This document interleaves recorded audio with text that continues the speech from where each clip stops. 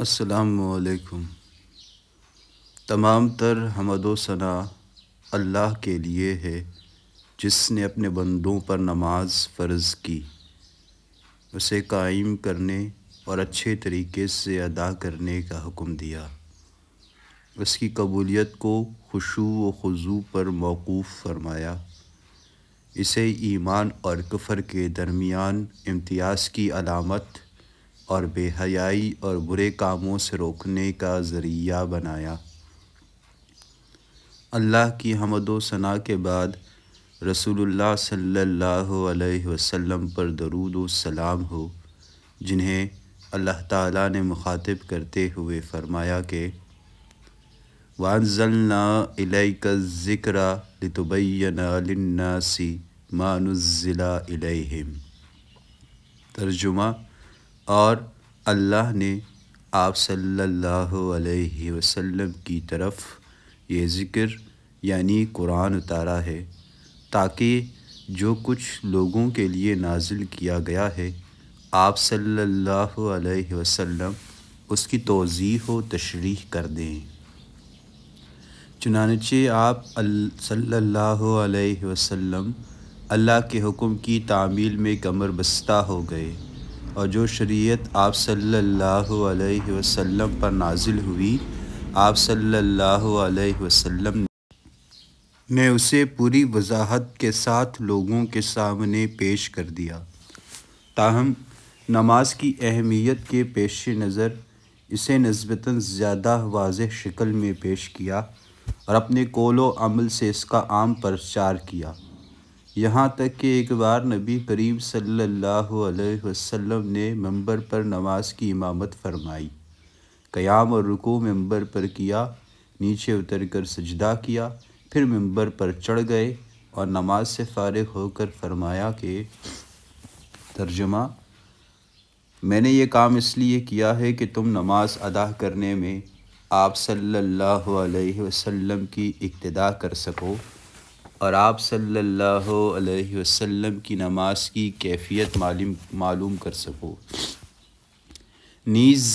اس سے بھی زیادہ زوردار الفاظ میں اپنی اقتداء کو واجب قرار دینے کے لیے فرمایا کہ ترجمہ: تم اس طرح نماز پڑھو جس طرح آپ صلی اللہ علیہ وسلم کو نماز ادا کرتے ہوئے دیکھتے ہو۔ مزید فرمایا کہ ترجمہ: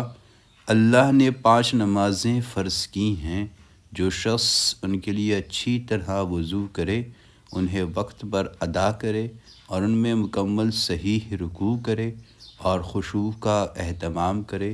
تو اس انسان کا اللہ پر ذمہ ہے کہ اسے معاف کر دے، اور جو شخص ان باتوں کو ملحوظ نہ رکھے گا اس کا اللہ پر کوئی ذمہ نہیں ہے، چاہے تو اسے معاف کرے اور چاہے تو اسے عذاب دے۔ نبی اکرم صلی اللہ علیہ وسلم پر درود و سلام کے ساتھ اہل بیت اور صحابہ کرام رضوان اللہ علیہم اجمعین پر بھی درود و سلام ہو، جو نیکوکار اور پرہیزگار تھے، جنہوں نے نبی اکرم صلی اللہ علیہ وسلم کی عبادت، نماز، اقوال اور افعال کو نقل کر کے امت تک پہنچایا، اور صرف آپ صلی اللہ علیہ وسلم کے اقوال، افعال اور تقریرات کو دین اور قابل اطاعت قرار دیا۔ نیز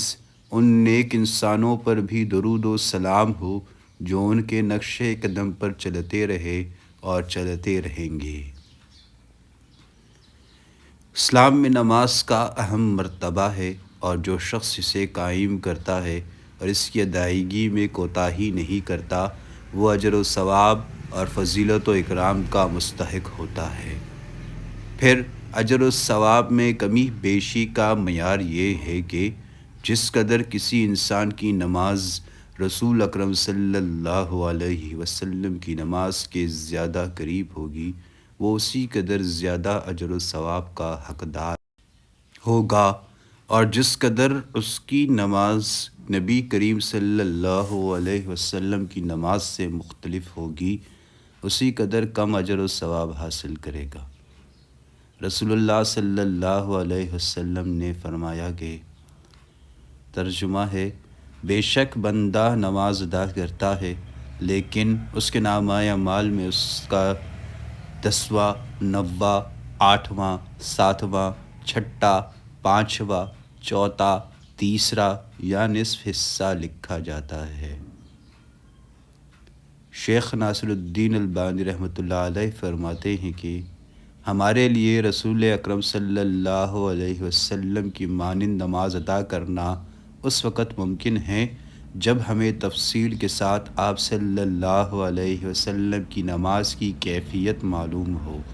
اور ہمیں نماز کے واجبات، آداب، حیات اور ادعیاء و اذکار کا علم ہو، پھر اس کے مطابق نماز ادا کرنے کی کوشش بھی کریں تو ہم امید رکھ سکتے ہیں کہ پھر ہماری نماز بھی اسی نوعیت کی ہوگی جو بے حیائی اور منکر باتوں سے روکتی ہے، اور ہمارے نامہ اعمال میں وہ اجر و ثواب لکھا جائے گا جس کا وعدہ کیا ہے۔ تنبیہ میں لکھتے ہیں کہ عرض ہے کہ واجبات و آداب وغیرہ کا علم ہونا ضروری نہیں، بلکہ صرف یہی کافی ہے کہ خود تحقیق کر کے یا کسی مستند اور صحیح العقیدہ عالم سے رسول اللہ صلی اللہ علیہ وسلم کی نماز کا علم حاصل کیا جائے اور پھر سنت کے مطابق نماز پڑھی جائے۔ یہاں یہ ذکر کرنا بھی انتہائی ضروری ہے کہ توحید تمام اعمال صالحہ کی اصل ہے۔ اگر توحید نہیں ہے تو تمام اعمال بیکار، لغو اور بے سود ہیں۔ توحید نہیں تو ایمان نہیں۔ توحید اور شرک ایک دوسرے کی ضد ہیں۔ توحید کے بغیر نجات نہیں اور شرک کی موجودگی میں نجات ممکن نہیں۔ اللہ تعالیٰ فرماتا ہے کہ ان اللہ لا یغفر ان یشرک بہ ویغفر ما دون ذلک لمن یشاء ومن یشرک باللہ فقد افتری اثما عظیما۔ ترجمہ، بے شک اللہ شرک نہیں بخشے گا اور اس کے علاوہ جس گناہ کو اس کے لیے چاہے گا بخش دے گا، اور جو شخص اللہ کے ساتھ شرک کرتا ہے وہ بہت بڑے گناہ کا ارتکاب کرتا ہے۔ نیز فرمایا کہ الذین آمنوا ولم یلبسوا ایمانہم بظلم اولئک لہم الامن وہم مہتدون۔ ترجمہ، جو لوگ ایمان لائے اور انہوں نے اپنے ایمان کو ظلم سے ملوث نہیں کیا تو ایسے ہی لوگوں کے لیے امن ہے اور یہی لوگ ہدایت یافتہ ہیں۔ آیت بالا میں ظلم سے مراد شرک ہے۔ اس سے ثابت ہوا کہ بعض لوگ ایمان لانے کے بعد بھی شرک کرتے ہیں، جیسا کہ دوسری جگہ فرمایا کہ وَمَا يُؤْمِنُ أَكْثَرُهُم بِاللَّهِ إِلَّا وَهُم مُشْرِكُونَ۔ ترجمہ،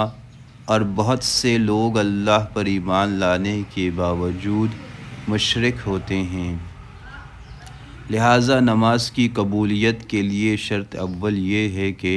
اللہ تعالیٰ کو اس کی ذات و صفات میں یکتا مانا جائے اور تسلیم کیا جائے کہ اللہ کی نہ بیوی ہے اور نہ ہی اولاد، کوئی اللہ کے نور کا ٹکڑا نور میں نور اللہ نہیں۔ اللہ کا کسی انسان میں اترانے کا عقیدہ حلول، وحدت الوجود اور وحدت الشہود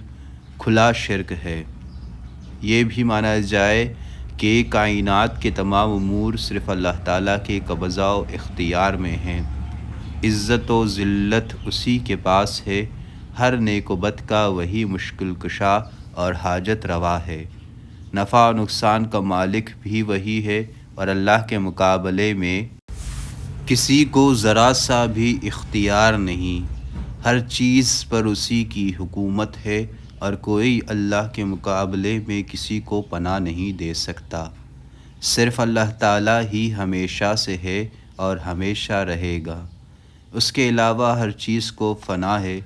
یہ بھی صرف اللہ تعالیٰ کا حق ہے کہ وہ لوگوں کی انفرادی اور اجتماعی زندگی گزارنے کا طریقہ یعنی دین نازل کرے، کیونکہ حلال و حرام کا تعین کرنا اور دین سازی اسی کا حق ہے اور حقیقی اطاعت صرف اللہ کے لیے ہے۔ چونکہ اللہ تعالیٰ نے یہ دین محمد صلی اللہ علیہ وسلم کے ذریعے سے ہمارے پاس بھیجا، لہٰذا آج اللہ تعالیٰ کی اطاعت کا واحد ذریعہ وہ احکام ہیں جو محمد صلی اللہ علیہ وسلم نے صحابہ کرام رضوان اللہ علیہم اجمعین اور ان کے ذریعے سے پوری امت تک پہنچائے، اور ائمہ حدیث نے کتب احادیث میں اس طریقے کو جمع کر دیا۔ کتاب و سنت کی بجائے کسی مرشد، پیر یا امام کے نام پر فرقہ بندی کی اسلام میں کوئی اجازت نہیں ہے، اور کسی پارلیمنٹ کو بھی یہ حق نہیں کہ وہ مسلمانوں کی زندگی اور موت کے تمام معاملات پر مشتمل ایسے تعزیراتی، مالیاتی، سیاسی، اقتصادی، سماجی اور بین الاقوامی قوانین بنائے جو اللہ کے نازل کردہ احکام کے خلاف ہوں۔ نماز کی ادائیگی سے قبل مذکورہ تمام عقائد پر ایمان لانا ضروری ہے۔ سید شفیق الرحمن، جن کا ابتدائیہ میں نے آپ کے سامنے پیش کیا، آخر میں وہ کہتے ہیں کہ وہ دارالاسلام پبلشرز کے ذمہ داران، خصوصاً برادرم حافظ عبدالعظیم اسد منیجنگ ڈائریکٹر لاہور کا شکر گزار ہیں کہ انہوں نے خصوصی دلچسپی لے کر اس کتاب کی تصحیح و تنقیح میں کوئی دقیقہ فروگزاشت نہیں کیا،